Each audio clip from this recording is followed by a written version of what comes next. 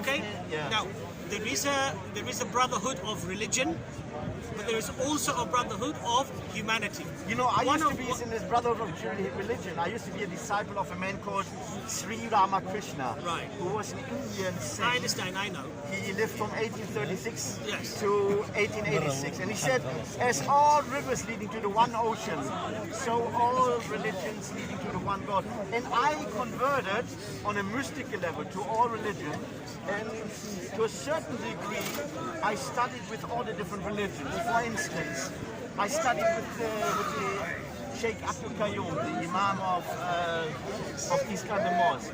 I studied with Sheikh Abbas, who was a famous Arab scholar in Regent Park Mosque. But this was only on a mystical level, because on a practical level you cannot do See, that really. this notion, It doesn't lead to anything, you know? this notion that Every religion is true, because they contradict each other, and they cannot. Some people believe that, you know, we are all gods. Other people say no, God is different from humans. So I realized, and since 14 years, basically I don't believe in anything except La ilaha illallah. But in the biblical sense, because in the book of Daniel there is this word ilaha, and it's an Aramaic word. Now the teaching of La ilaha illallah is brilliant. If you understand it correctly, actually everybody believes in La ilaha illallah, even those so-called atheists. So you believe they in- create so you- their own ilaha. so you believe- you believe Karl in- Marx or you believe in- Adolf Hitler. you believe in La ilaha illallah. What stops you from accepting Muhammad Rasulullah? What is stopping you from that? That's what I want to know. The Messiah, the sin, What's it? his behavior. What behavior? First of all, you say Muhammad was, you believe, the Muslim, the Sunni Muslim belief, and I'm talking here only about Sunni Muslim because Shia Muslim is a little bit slightly different. The Sunni Muslim belief that, actually I wanted to do this later, but with Sheikh Mohammed, but anyway, you believe that there's of a lineage of prophets, yeah, that God gave wahi to people, to nabis, messengers, and so forth, revelation. I don't believe that today any longer, but and so you claim in the Quran there is a list of prophets, around 25 names, and they come in a lineage. Do you agree that Jesus, before Muhammad, the last prophet on earth, was Isa? Yes, of course. Okay, that's fixed. That's important because you need to fix things. So you rely on that particular stream, yes? Isa, and before Isa, who was the prophet there? We don't rely on that stream. Look, brother. No, you cannot say just, for instance, during Jesus' time, Look, but I'm asking you. there were other prophets in other, I understand. other claim to be prophets in other areas of the I world. understand. But you reject that. No, but Jesus was the last prophet according to you. look, the thing here is this. I'm asking you. Excuse me. I'm asking you. What stops you from accepting the second part of the Shahada, which is Muhammad Rasulullah? That's what I'm asking you. Yeah, because it's false. Okay, why? Muhammad is not a Rasulullah. So you don't believe he's a prophet? No. I would say this, depending on what I believe, you know. I believe that there was, first of all, there are different theories out there. Some people say there wasn't a Muhammad. Brother, I'm asking you, do you believe that the Prophet Muhammad was the prophet or messenger of God? Not in the sense the Muslim believe, no. So what do you believe that he was? Huh? What do you believe? If there was a man called Muhammad Ibn Abdullah, yeah, in Arabia in that time, I believe he was either a Jewish or Christian reformer. That's what I believe. So do you believe that the Quran is the work of a man who was basically lying to the people?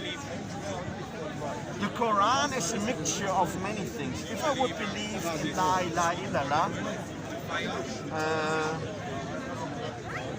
I don't want to go there, not here, because I may you may be offended. No, I don't get offended by anything. Look, the bottom line is this. We have a revelation. You believe that, yeah. We believe that. We believe that there are established evidences that support the claim.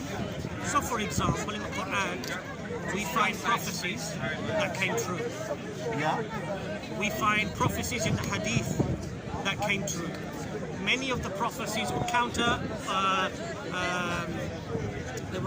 to what? Counterintuitive. In other words, you would expect to happen. The prophecy was the exact opposite, and the prophecy came true. Now, a man who's a liar will make lots of prophecies. Many of them will not come true. That's the sign of a liar, right? Or they're self-fulfilling. Okay, or self-fulfilling, right? But alhamdulillah, we have now a Quran. We have the Sana manuscripts. We have the earliest Quran, some which are carbon dated. Where the Sana manuscripts? They're in different museums spread all over the world. So the Sana, one of the Sana manuscripts, the one that was found recently was in the Birmingham University. They found it, and they carbon dated it at the time around. It could be around the time of the Prophet Muhammad sallallahu alaihi wasallam. You know, I studied with this scholar. I studied with this scholar, who discovered this and examined That's it. amazing. That's amazing. He's in Zabrücken. Right. The problem is what you say is not true. Now the point is, well, It is an ancient manuscript, but there's a big problem with this Sana manuscript. I mean, what I can say, may I wait for the PhD thesis of Joseph Smith, and I'm not with them. J. Smith. Yeah, I'm not with them. I criticize him because he teaches some very strange things. But he has a friend, I forgot his name, the Saudi guy. okay, And Shadi. Okay. yeah, he does his PhD on the Sana manuscript. Let me just explain something to you. Yeah, I don't call many people here liars. yeah. I'm very reluctant to use that word. J. Smith has been caught red-handed, lying, and admitted on camera that yes, he does lie. Which, give me one example. So I can look it up. So if you go onto YouTube Yeah, and you search J. Smith tells his flock, he's telling the people that doesn't matter what you say, just say it with confidence, just say it with vigor. In other words, whether it's true or not is irrelevant. no, I always describe him as a people, right? snake oil seller. Yes, a snake oil seller. he's a snake oil salesman.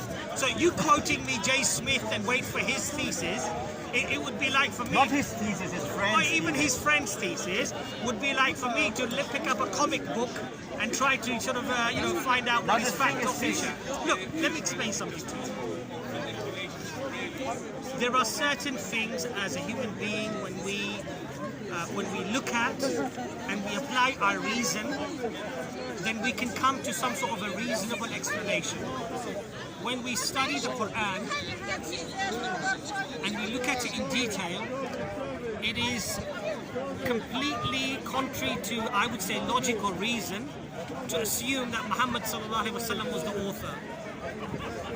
When we look at the evidences, now I've mentioned this person many times before. For example, one evidence, yes, Professor Raymond Farid, who was a non-Muslim, Yeah, who studied the text of the Quran, yeah. and he looked at the way that the Quran was constructed, and he looked at principles of patterns within the text. So he found things like parallelism, chiasm, and concentrism, concentric patterns. What does that mean? So most common one is concentrism, which is basically when you have a particular chapter, there are certain things that are at the beginning that are very much related to the end, and the pattern follows this very circular, which is called concentrism, right? Sometimes you find the patterns within the patterns. Yeah. He was so impressed at the complexity. Yeah, okay, no What problem. he found, he said this was beyond human understanding, No. beyond human comprehension, human ability, and as a consequence, he accepted Islam. Nobody gave dawah to him. Now, what I'm asking you is this very simple thing. I asked you, you've accepted La ilaha illallah. There is none worthy of worship except Allah. Why do you not accept all of his messengers, including the last messenger? That's my question to you. Well, I personally don't believe in prophets in this present moment in time in Navis. My source of knowledge is the senses and the akal. Going back what he just said, Can the senses be wrong? huh? Can the senses be wrong? Yes. So I don't claim that. So if you but believe, in the multitude of counsel, there's wisdom. so As if the you, Torah so if says. you believe that there is a God, My ummah will not agree on an error. So there is multitude of counsel. I'm on my own, but not a multitude. You believe that there's a creator? Huh? You believe there's a creator? There's a cause, yeah. You said La ilaha illallah, right? There is La ilaha illallah. Ilah in Aramaic technically it can mean God, power, energy. Do you believe in God? Huh? A supreme supernatural being. Yes. Do you believe in God? It's a simple question. I mean, I don't know why you're so confused by it. Why are you finding that so difficult to answer? Yes because or no? God is Allah. Do you believe in a mystery? Do you believe in It's a mystery. Do you believe the in nature of this mystery? I do you do believe not do you comprehend. believe in a creator that created everything? I believe that this was caused Do you believe that it was caused by a conscious by a power. A pa- Allah, I call this power. and did this power have consciousness? What is conscience? In other words, it's very difficult. It's not material. Can we go back to this? No. To the prophet, to the Quran. No. We're switching here from one. If you don't even believe in God, if you don't even believe in a creator, what's the point of me talking to you about the prophets? You see, that's what I said to Sheikh Mohammed. The next time we need to video record it because we need to get the fundamentals. Right. The usul. Right. Do you believe in a creator of the heavens and the earth? It's a simple question. Albert Einstein said, tell me what is God and I'll tell you if I believe in God. Do you believe in a creator? You know the notion of a creator within Islam. I believe in an energy and a power. Okay, does the energy have consciousness? Is it conscious? Does it have a will? In the Torah we read, I am that I am. I'm asking you, does this power have a will? Yes, I believe in that. It has a will.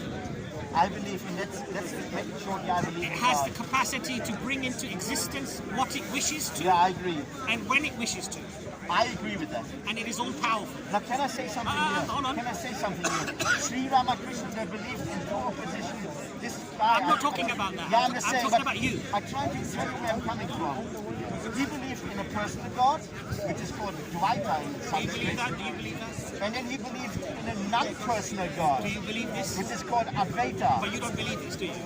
Not any longer. So let's not talk about what you don't So believe. I believe in So let's not talk about what Advaita, in a personal being. let's not talk about what you don't believe. You believe in a conscious, intelligent, all-powerful being that was never created, has always existed.